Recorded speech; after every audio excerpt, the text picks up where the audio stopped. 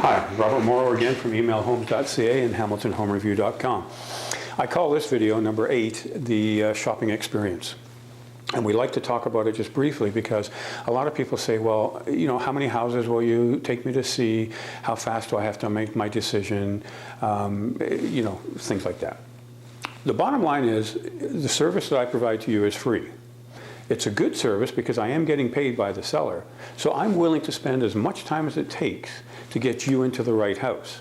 Now, my job is to make sure that happens quicker, not because I'm in a rush, but because by understanding everything that you need, and because I do this all the time, I can pick and choose the homes and steer you away from the ones that I know you're not going to like, so that really what we're seeing are homes that meet your criteria. And that criteria sometimes changes as we're shopping around.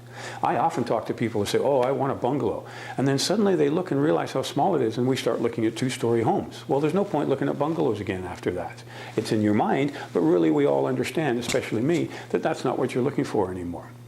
That's one thing. Second to that is we need to go out to as many homes as possible, because let's say you call me today and you say, I want a $200,000 bungalow on the Hamilton Mountain. Okay. I send you about 20 of these, you pick 10 of them, and within 3 days we go see all 10. Now what? We've seen everything that's out there. Do we have to pick one? No. What we do now is go into phase 2. And phase 2 is a little more challenging. Because now what we're doing is if we didn't like any of the 10 that were up there, and we don't want to look at any of the other ones, we're now waiting for somebody to list their house. So every day you'll get in your email 1, maybe 2 homes that suddenly came up that day. Now, and you'll get them right away, of course. Now, the tough part is everybody else is doing the same thing if they're looking for the same type of house.